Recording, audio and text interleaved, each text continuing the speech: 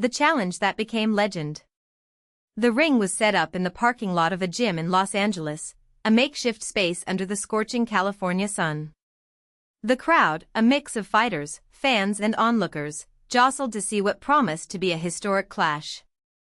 On one side, Muhammad Ali, the greatest boxer of all time, world heavyweight champion, known for his speed, power and a sharp tongue that cut deeper than any punch. On the other, Bruce Lee, the martial arts master, a force of nature that transformed the human body into a lethal weapon, capable of movements so fast that they seemed to defy the laws of physics. The two had never officially faced each other, but the provocations came from afar. Ali, in an interview, mocked martial artists, calling them dancers who didn't know what a real punch was. Bruce Lee, always attentive, didn't let it go. If he wants to see what a dancer can do, he had said at one practice, I'll show him. And so, the challenge was launched.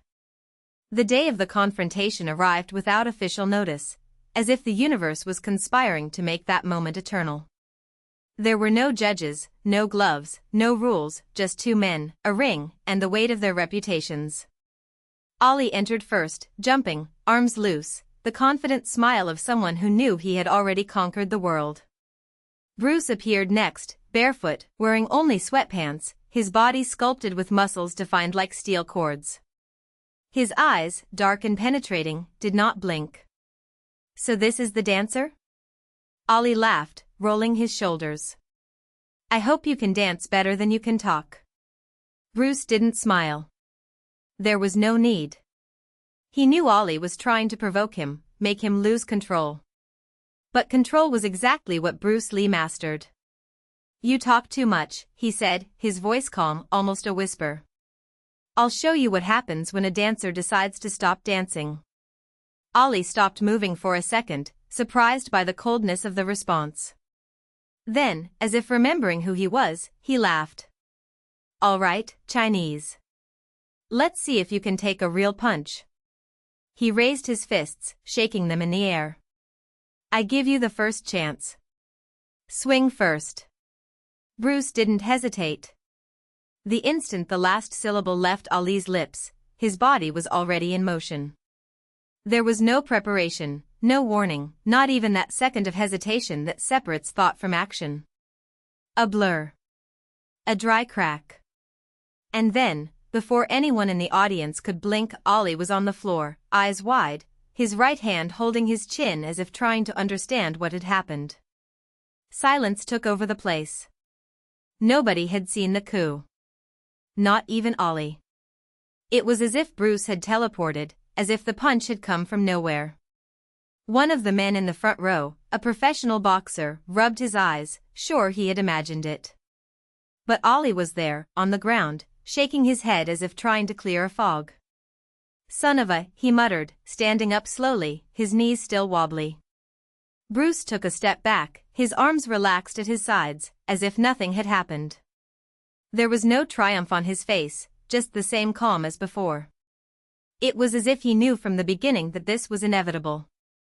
Ali shook his head, trying to regain his composure. He was the biggest. Nobody knocked him down. Nobody. And yet, there he was, on the ground, from a blow he hadn't even seen. Okay, Ali said, taking a deep breath. Let's see if you do it again. This time, he didn't wait. He went all out, a straight right that could knock down a wall. Bruce moved sideways with a fluidity that seemed to defy gravity, as if the air around him was pushing him. The punch missed his face, and before Ali could recover, Bruce counterattacked, a side kick that connected with the boxer's ribs with the force of a hammer. Ali staggered, but did not fall. Instead, he spun around and tried a left hook. Bruce dodged again, but this time he didn't counterattack. Instead, he stepped back, watching Ali with an almost clinical intensity. You're fast, Ali said, panting, hands still raised. But I'm stronger. Bruce didn't respond. Instead, he made a gesture with his hand, as if inviting Ali to try again. The boxer advanced, determined. This time, he wouldn't miss. A straight, a hook, a quick combination. Bruce moved like water, flowing between blows, dodging, as if Ali's every attack was predictable. Then, when Ali let his guard down for a split second, Bruce attacked. It was a roundhouse kick, executed with surgical precision. Bruce's foot connected with Ali's solar plexus with an impact that echoed through the parking lot. The heavyweight champion doubled over, the air escaping his lungs in a hoarse groan. He tried to straighten up, but his legs wouldn't obey. He fell to his knees, hands on the floor, trying to breathe. The crowd exploded. Some applauded, others screamed in disbelief. Ali, the invincible, was on the ground, defeated by a man who didn't even wear gloves. Bruce approached, offering his hand. Ali looked at her for a long moment, as if considering whether accepting would be an even greater defeat. Then, with a grunt, he grabbed her and stood up. "You," Ali coughed, trying to catch his breath. "You're so fucking fast." Bruce smiled for the first time. "And you are strong. But strength without speed is like a cannon without aim." Ali shook his head, still trying to understand what had happened. Then, to everyone's surprise, he laughed. "All right, Chinese. You won this one. But next time, I won't let you touch me." Bruce just nodded. There will be no next time. And so, without another word, he turned and walked out of the ring, leaving behind a humiliated champion, an astonished crowd and the beginning of a legend that would never be forgotten. Because on that day, Bruce Lee didn't just beat Muhammad Ali. He proved that true martial art was not about strength, not about size, but about the ability to move before thought could even reach. And before the sound of the last punch ended, he was already a myth. The fall of the giant and the birth of the legend. The Madison Square Garden locker room was silent, broken only by the sound of water dripping from a forgotten shower. Muhammad Ali sat on the bench, his knuckles swollen, his pride more wounded than his body. His coaches and sparring partners exchanged nervous glances, unsure of what to say. No one dared to speak first. "He's not human," one of them finally murmured. Ali looked up, jaw tense. "He's fast. Very fast. But it's not invincible." "You said you wouldn't let him touch you," recalled another, hesitantly. The champion took a deep breath, his hands shaking not with pain, but with anger. He got up, grabbed a towel and wrapped it tightly between his fingers. "Next time, I'll break his jaw before he blinks." But there would be no next time. Meanwhile, on the other side of the gym, Bruce Lee walked through the deserted hallways, sweat still running down his face. He didn't smile. There was no triumph in his eyes, just a cold calm, as if he knew this moment was just the beginning of something greater. "Mr. Lee?" A soft voice made him stop. A young woman, with dark hair and curious eyes, was standing at the door of an office. She wore a journalist badge. "I'm Clara Wong, from the New York Times. Can I ask some questions?" Bruce watched her for a moment, assessing. Then he nodded. "It depends. Do you want to know about the fight or what comes after?" Clara hesitated. "Both." He crossed his arms. "The fight was simple. He is strong, but the strength is slow. I am quick, but speed without purpose is just agitation. Today, I had both." "And what comes next?" Bruce looked past her, as if he saw something no one else could see. "After? Then the world will try to stop me. Because men like Ali don't lose. And men like me shouldn't exist." Clara frowned. "Is that a threat?" He laughed, a dry, humorless sound. "No. It's a warning. For them." The reaction. The news spread like wildfire. Bruce Lee defeats Muhammad Ali in historic fight. The end of the boxing era? Chinese martial arts surpass brute force. Ali humiliated, "I'll never lose like that again." The tabloids exploded. Ali's fans were divided between those who defended him, claiming that the fight had been arranged, and those who demanded a rematch. Martial arts practitioners, on the other hand, saw it as validation. If Bruce Lee could beat the greatest boxer in the world, then maybe Kung Fu wasn't just a movie spectacle. But not everyone was happy. The Challenge of Shadows. 3 days after the fight, Bruce received a letter. It had no return address, just an address in Chinatown. Inside, a single paragraph, written in precise handwriting. You humiliated a champion. Now, champions will want to humiliate you. Not in a ring. On the streets. When you least expect it. A friend. He crumpled the paper but didn't throw it away. That same night, as he walked home, he noticed footsteps behind him. They were not from one, but from 3 men. Big ones. Silent. Professionals. Bruce didn't stop. It didn't run. He just took a deep breath and waited. When the first one attacked, he was no longer there. The Knight of Blades. The first man came with a broad, predictable punch.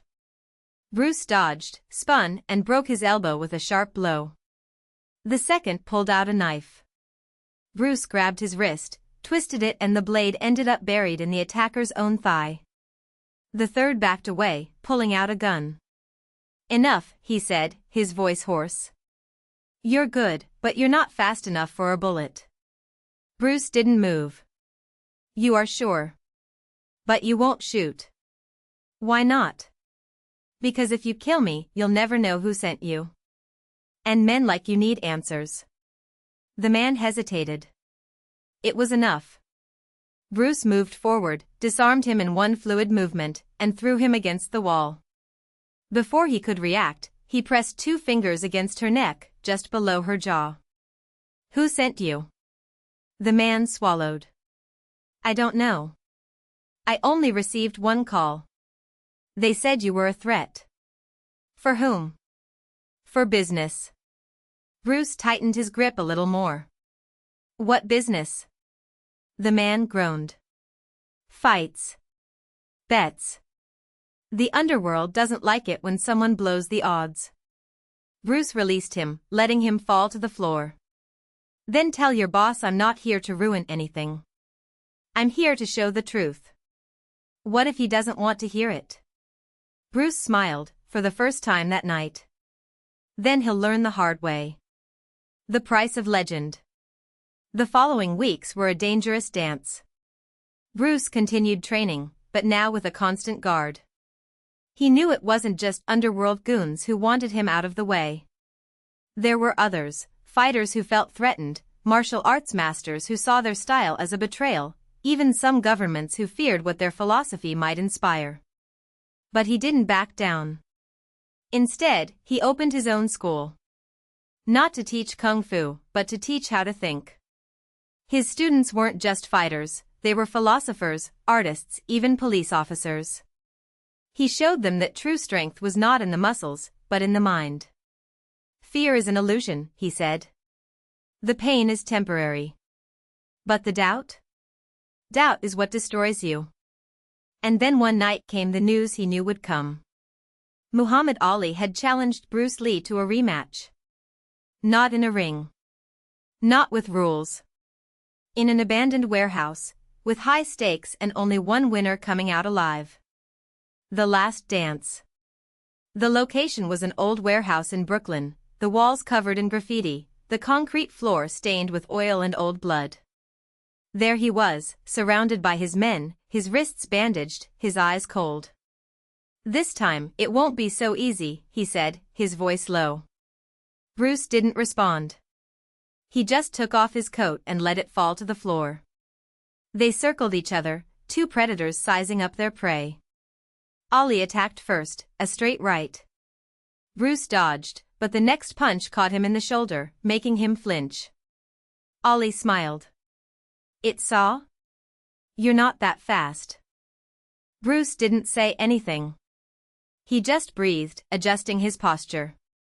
Ali advanced again, this time with a hook. Bruce blocked, counterattacked with a series of blows to the kidneys, but Ali absorbed the impacts and responded with an uppercut that hit Bruce in the chin, throwing him against a pile of crates. The crowd, a mix of gamblers, fighters, and onlookers, roared. Bruce stood up, spitting blood. "You've improved," he admitted. "And not you," Ollie retorted.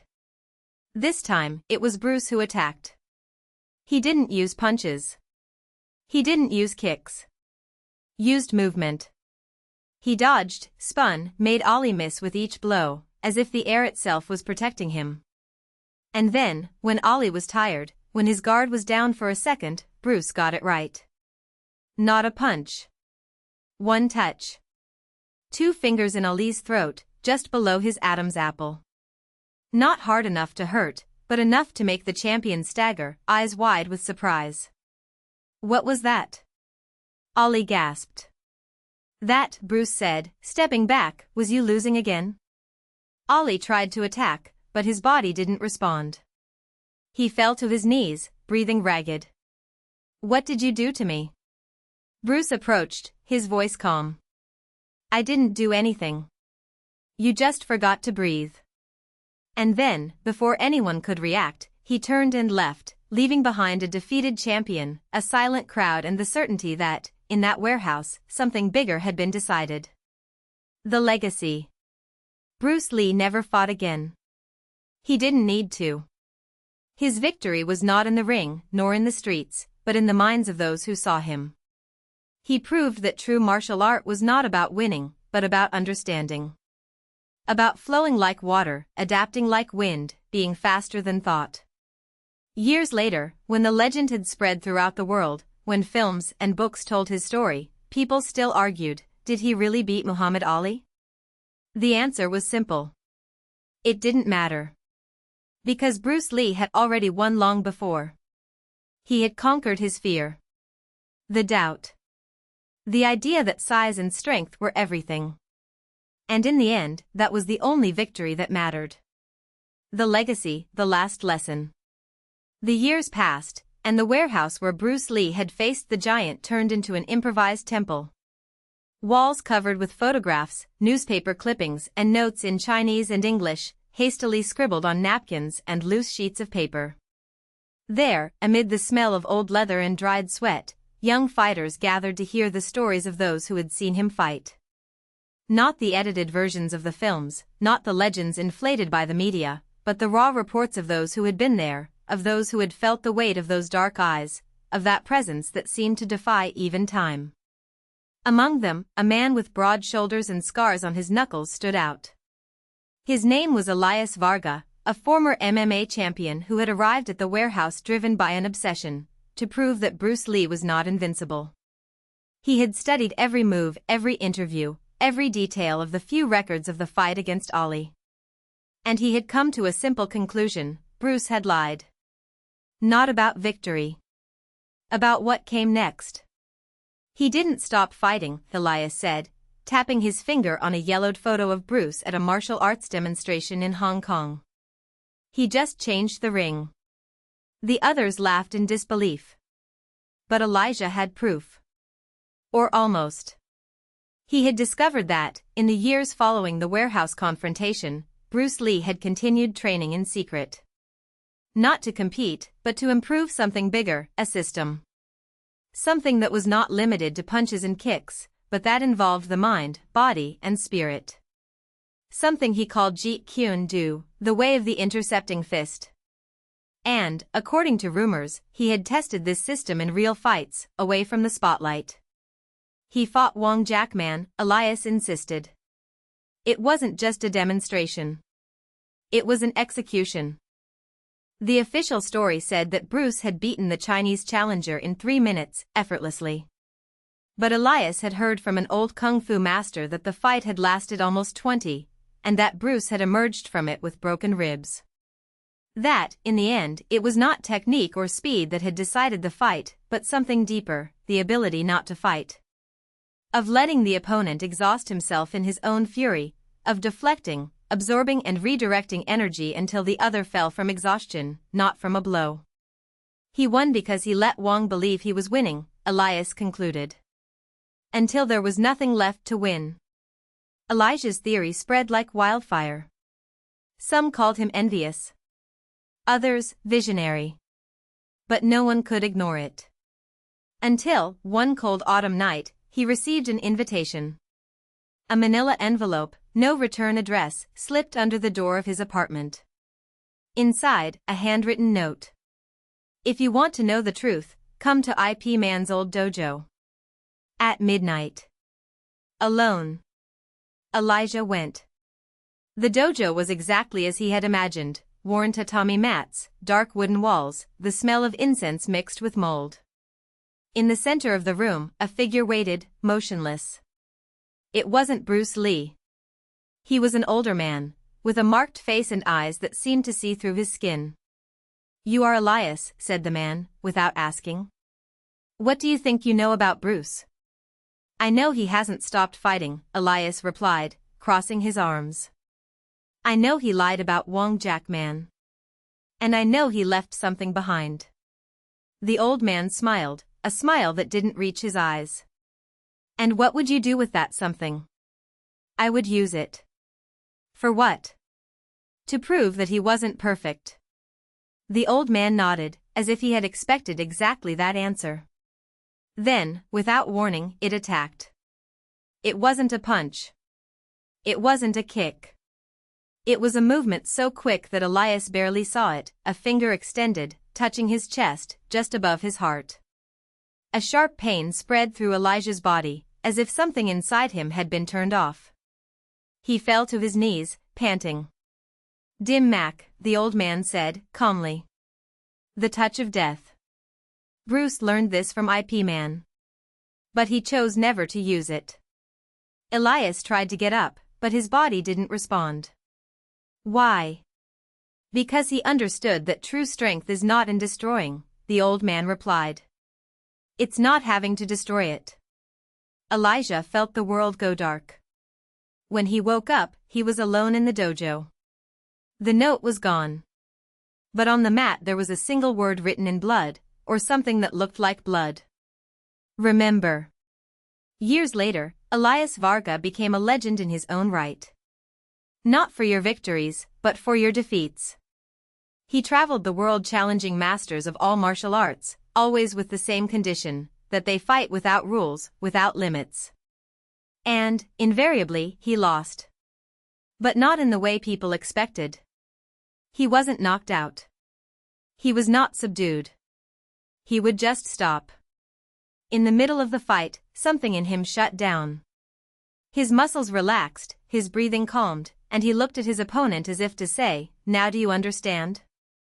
Some said it was fear. Others, wisdom. But Elijah knew the truth. Bruce Lee hadn't stopped fighting. He had only taught the world that the greatest battle was not against others. It was against his own need to win. And in the end, Elijah had learned too. Because, when he closed his eyes for the last time, old and at peace, it was not with the weight of defeats that he left. It was with the lightness of someone who had finally stopped fighting.